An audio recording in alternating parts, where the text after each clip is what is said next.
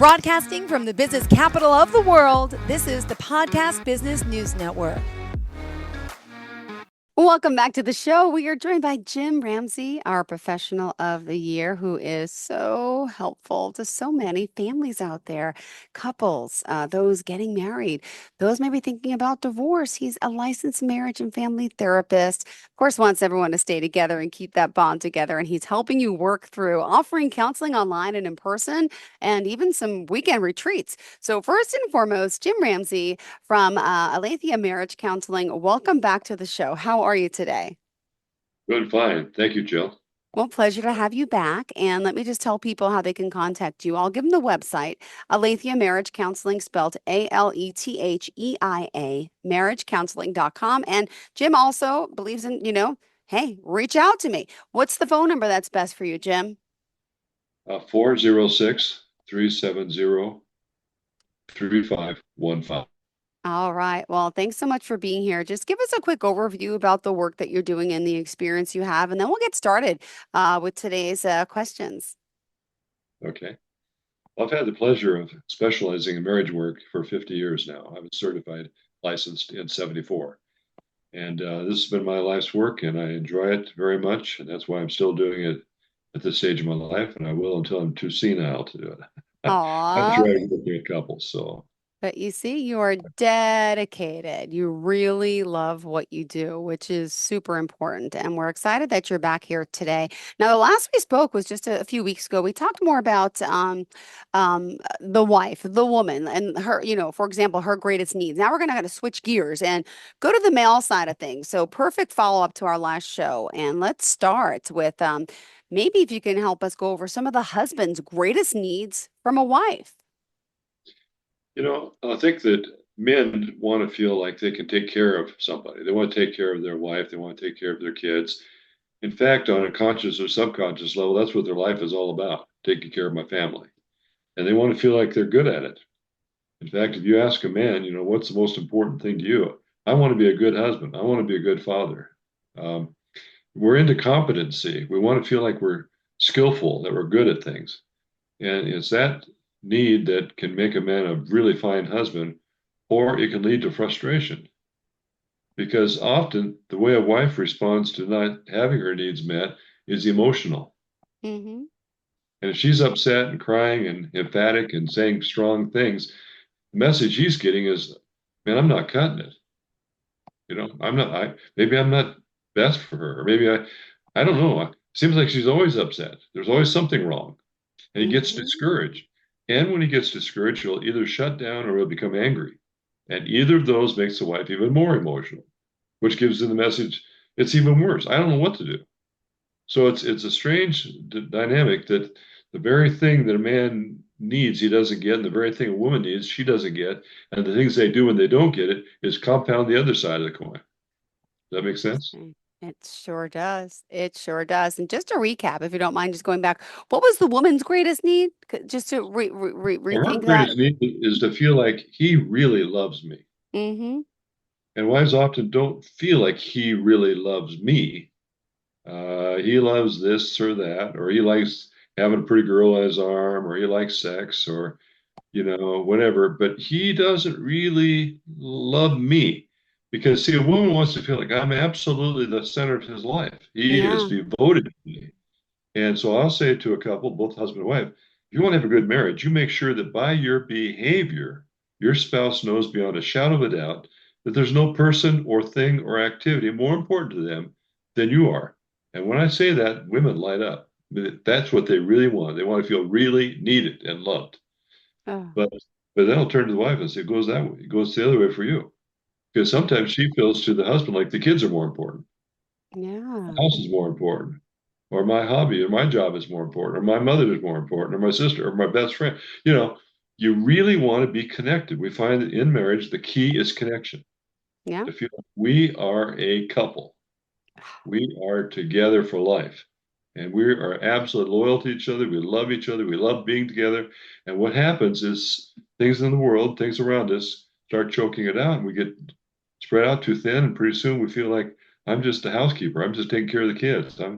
Or he feels I'm just the breadwinner. I'm the drone that goes out and gets the food for the nest, and Hmm. back and mama bird feeds the baby birds, and I got to go somewhere and get more food.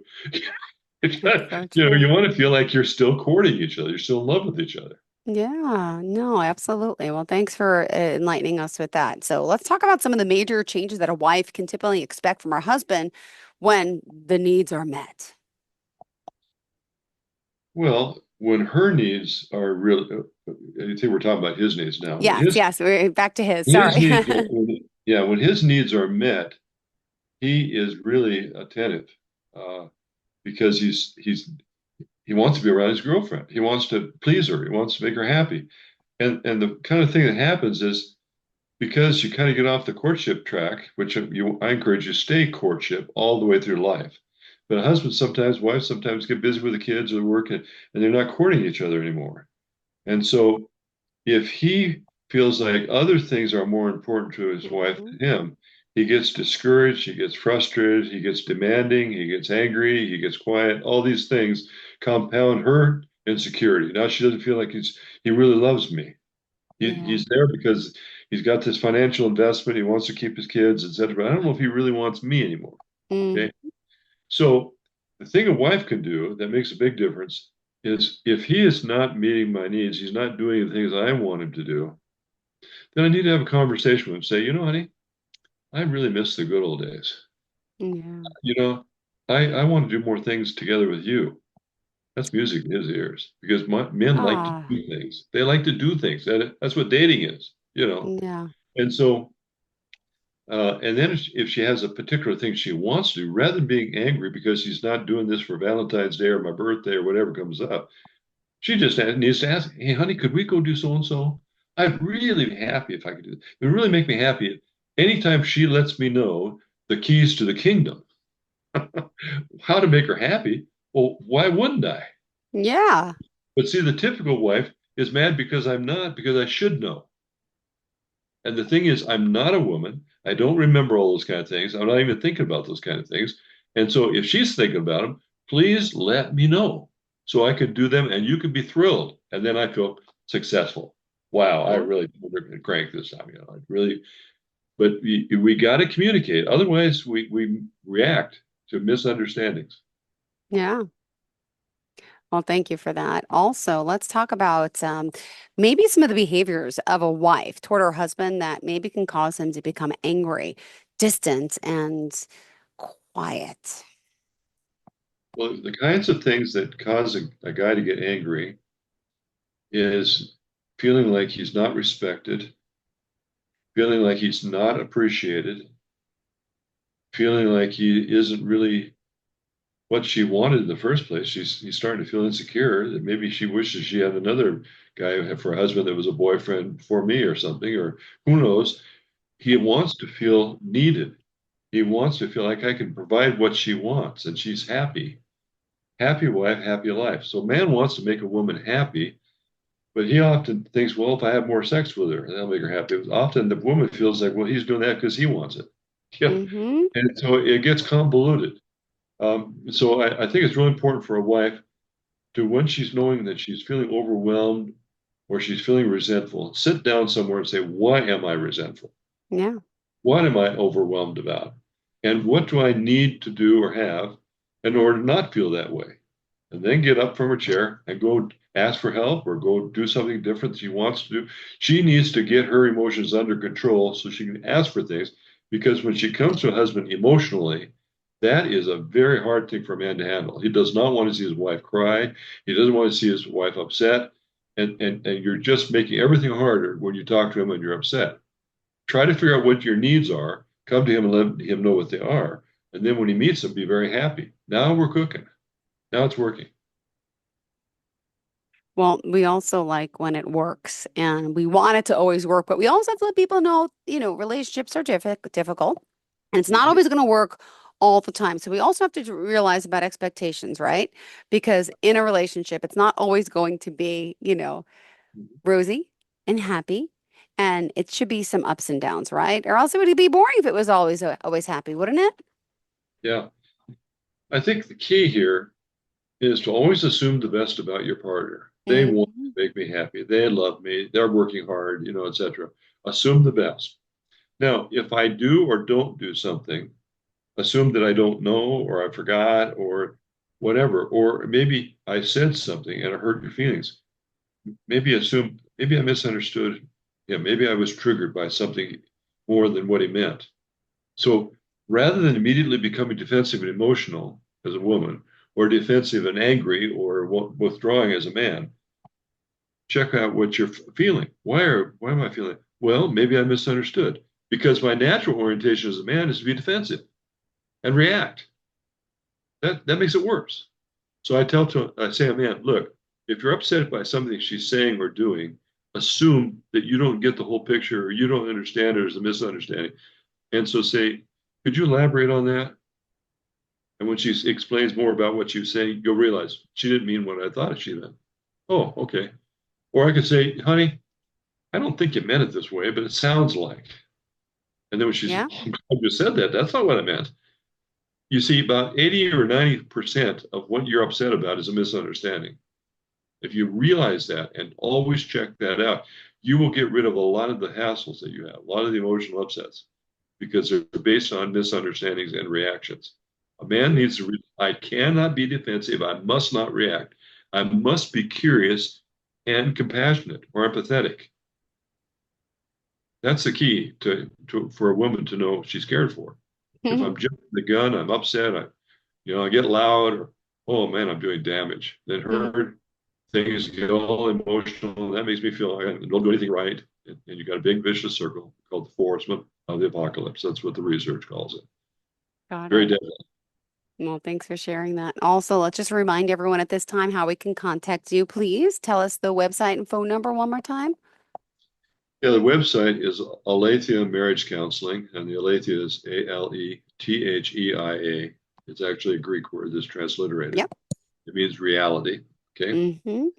And if you want to call me, just follow me on my phone, 406-370-3515. I find that convenient. It's on my body, it's a ring. Got it. That's the simplest way. You can go to my email, whatever you want to do. All right. Well, tell us a little bit about sometimes there are some negative emotions that spouses may feel towards each other, and they were kind of like harboring it, right? And what happens in the relationship, and how can it be fixed if you are having some negative emotions towards your partner? And how do we address them with each other? Well, the key is to realize that when you're feeling upset, when you're feeling negative, there's three things you can do about it.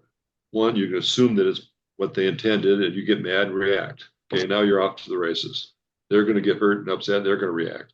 Okay, now you have a vicious circle based on perceptions. The perceptions were inaccurate. Okay, so that's the first thing you do. Another thing you do is just swallow it. Well, no point reacting. He's always upset. He's always angry, or she's always emotional. So I'm not going to talk. And what you're doing now is you're taking that negative experience and you're filing it in your archives. That's another example of her being self-centered, or it's another example of him being angry and mean. And so now in my brain, I'm building a caricature of my spouse. He's a mean, angry guy. She's a selfish, lazy, irresponsible, emotional, whatever it is. And that archive file just gets bigger and bigger and bigger. And you believe it more than you believe your spouse. They defend themselves. I'm not that. I don't feel that way. Well, I can prove it. You say in your head. Okay. Hmm. So the third alternative is to check out what's bothering you. Be fair to the other person. Say, honey, I think I'm misunderstanding you. Can you elaborate? Or, honey, I don't think you meant it this way. Assume the best. But it Yeah. sounds like you're saying. That way, you get it out in a decent, responsible, respectful way, and they have a chance to clarify. And then, oh, good, we're off. People get upset, and upsets last for hours or days. Anytime you're really emotionally upset more than 10 minutes, it has to do with immaturity, it has to do with your childhood, it has to do True. with inappropriate ways of coping with each other. Yeah. It's just not, it should not be happening. Well, let's figure out maybe how we can communicate better and talk about our emotions. And one thing I learned, I learned a lot from you, but we should be talking about all this ahead of marriage, right? It would save a lot of, headache in the future before someone gets married.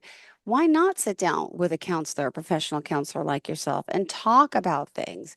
Because it's the key to communication, as you say, is talking about everything and don't wait till it's too late. Yeah, that. And if you just, sit down with yourself and realize I'm thinking about making the most important decision of my entire Mm-hmm. life. I'm looking for a person that I am really compatible with, I'm very comfortable with. We can talk about anything. We laugh and have fun together. We share interests. That's what I'm looking for. So, excuse me, but I think you have a checklist you need to be going through in a very nice way as you're with this person. You don't want Yeah. to get in the sack when you're, on the first date or the second date. No, I don't think you even kiss each other until you've seen each other 10 or 15 times and you feel like, she's been wanting it. So I think I want, but just Mm-hmm. don't be in a big hurry. Get Yeah. the flag. Are the green flags? Green flags, green flags, green flags. Watch out for yellow and red. Yeah. Yellow is something you want to check out. Red is stop. Yeah. Good point. There's lots of fish in the ocean. You don't have to marry this person that's got red flags, Yeah. you know? And if you think, well, they're red, but let's check it out. I want to make sure what I'm seeing is what I'm seeing. And Mm-hmm. it comes down, yeah, they are. That's how she thinks it should be done. Blah, blah, blah. Okay, now I know that's not what I want to live with. But Proceed you do with this caution. before you get engaged. You do this before you get married. Got it. Because this is the biggest decision you're ever going to make. It's All going to right. affect children, the whole thing. So take your time and slow down. All right. What is the major change in a relationship that occurs over time? And what are the results? So let's go Well, over time. the major thing that happens with time is that you get more and more kind of into who you are, and you're a little less careful about how you come across. So you just kind of revert back to this is who I am, this is why I don't like it. You take you can love it, kind of thing, Yeah. which is not a real good way to go. You want to respect each other and realize that they don't really like this, and I don't have to do this, and I Mm-hmm. love them, and so I don't have to be my lazy, selfish self. I can be more considerate. And then you begin to look at, okay, there's certain things that are different about us. There's no big deal. We don't have to worry about it. I can put up with, okay, Mm-hmm. my first wife of 46 years that's deceased did things differently than my wife of 10 years who was a widow and like me that we married. Okay. Okay. For example, my first wife was a chef almost. Her mom was a Pillsbury finalist, and it's just Oh, wow. unbelievable cooking. And my second wife is just a wonderful, ordinary woman that just cooks ordinary and should, dine in all fancy sauces and fancy this and fancy that. And that's just fine with me. I don't expect her to be like my Yeah. previous wife. Mm-hmm. And, her husband was a big time athletic guy and big time hunter. I'm not. Well, Mm-hmm. she doesn't expect me to be like him. Yeah. And so you take what you've got and you appreciate what you have, and you're patient with each other, and you court each other. You have a private life, even if you have 10 kids. I don't care how many kids you have, you still have each other. And you're the center of that marriage. And you need to have secret rendezvous, your own little program with each other, your romance. Otherwise, things get stale. And all you do is work and take care of the kids in the house. And that's a bummer. You don't want to live that way. I don't want to live that way. Neither do I. I get it. All right, good one. So, also in time, like you mentioned, people get more comfortable with each other, but always respect the other person's wishes and thoughts. We slow down with that.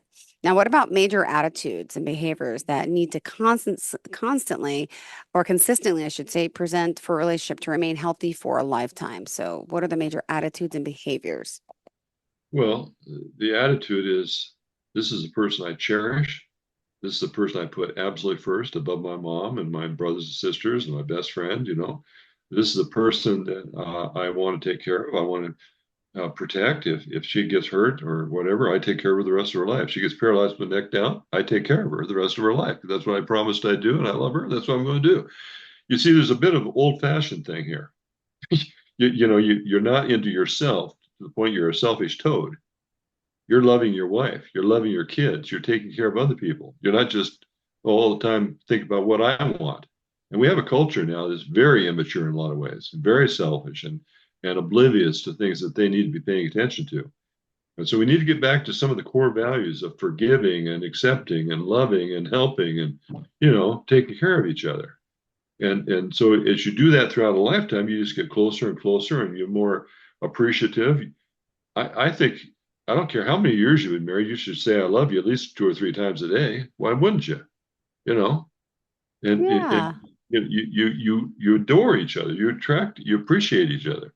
That's what it's all about. It's not just doing your respective things and you owe me this and I owe you that, and tit for tat, any of that kind of thing. It's not like that at all. You're caring for somebody else and they're caring for you. I find that as a husband, I cannot outgive a good wife. You just can't outgive a, women are so generous. And if you're not Oh, careful, you think, well, they just want to do that because I deserve it. Wrong. no. Pretty soon, if they're doing all the giving, they're going to collapse on the floor over there somewhere, and you're going to wonder what happened because they don't have an unlimited supply. You've got to nurture them and they nurture you. But I'm telling you, when you really love a woman that's a good woman, she's going to love you more than you ever imagined. You're gonna make you sing. When a Demanding, man selfish. loves a woman. Don't make me sing. But yeah, that's what I'm thinking of now, that song. Yeah, that's true. They're by nature, they're are very caring, giving, and we're by nature more selfish and solitary, you know. But as we protect and care for, and you got to understand what their needs are. Not just enough to go out and make money, and not just enough to give her toys and activity. You got to care for her as a person. Got it.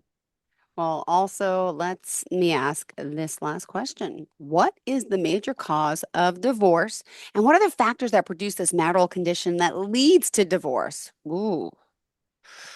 Well, the major thing that leads to divorce is a loss of function, a loss of attention, a loss of connection. Research is showing that a really good marriage, you turn toward each other a lot. You're tuned into Mm-hmm. each other. You feel connected. They are my spouse. I am their spouse. We love each other. It's special. It's not like any other friendship. And so, to the degree that you are investing in your relationship continues to grow. The degree that you get preoccupied and involved time wise and energy wise and other things, even if one thing like a job can be a problem, if you get to the point where it's all consuming, your wife is going to feel left out. She's home taking care of the kids in the house. Wow. You know? When she sees you, you're too tired. You if you need to get a different job, get a different job. If Yep. you have to have one that pays less so you can have a better relationship with your wife and kids, get one that pays less. You've got to make priorities priorities. Making rich is a way to be divorced with a wife living in a fancy house somewhere. You've got to you really have to be focused. A good marriage is they know by your behavior that there's no person, Yep. thing, or activity more important to you than they are. If they feel that on a daily basis, they're secure, they're connected. And if I feel that on a daily basis, I'm secure and connected. Then we love each other, we enjoy activities with each other, we just love our children together, and things work out well. But you cannot make get to the point where you're focusing everything else Yep. and things go. And that's what's happening in the culture right now. And what do you say? Was it 7 years? Is that kind of when you see most divorces Yeah. happen? Yeah, the first 7 years is when half of all the divorces happen, and it's a major period of adjustment. Typical young Oh. people are self-centered. They want to play. Mm-hmm. They play with each other, dating and whatever, and then they have the child, and all of a Wow. sudden they have to be totally unselfish. That little Mm-hmm. child can't talk. They have to have help. They rule, Yep. and mom and dad are absolutely taking care of that child. But Mm-hmm. when you're mature enough that you realize we want to have children, we want the experience of raising our children and seeing them develop and grow. Okay, now we're going to do this, and it's going to take time. It's going to take energy. We're not going to have as much energy and time as we had. We're going to sacrifice because we want these children, God bless. Yeah. and you're rewarded richly by a generation, two generations, three. Kids and grandkids and great grandkids. That's amazing.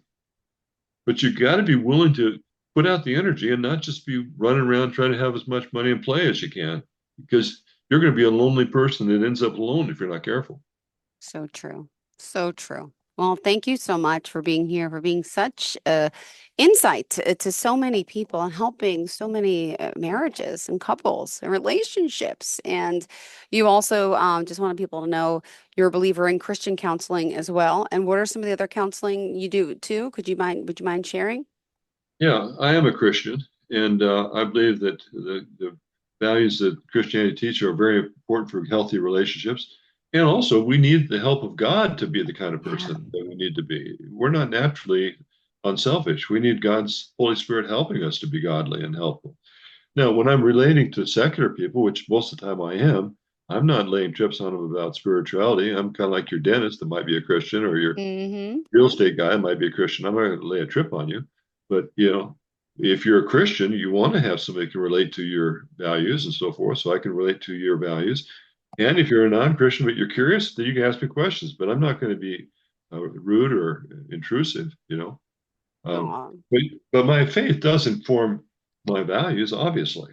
yeah. You know, Well, thank you so much. Pleasure having you here. And one more time, tell us how we can reach you.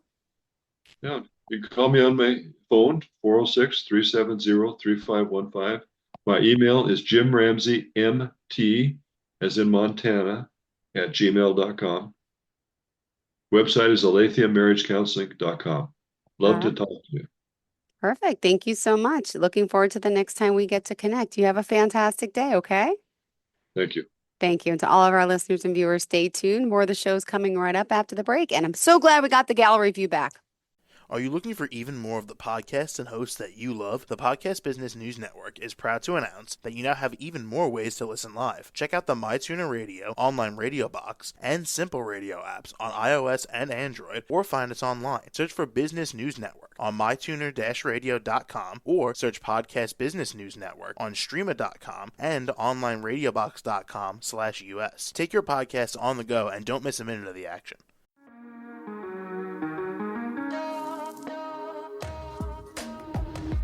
Broadcasting from the business capital of the world, this is the Podcast Business News Network. For nearly 2,000 severely injured veterans, everyday life has become filled with barriers. Day-to-day simple tasks can become pretty daunting. I have to carry my chair up 2 flights of steps or have somebody do it for me. What scares me the most is just the falling. When I'm struggling with my house, I think, to have that one great barrier just knocked down, it's crucial. Home for Our Troops is a wonderful nonprofit that builds a mortgage-free, fully adaptive, handicap-accessible house. And there's no catch. It'll be our very first home that we've ever owned. This is a game changer. This is where your life begins again. We need you to join us in completing this important mission. Please visit hfotusa.org and help build homes and rebuild lives. Because of you, everything's going to be okay.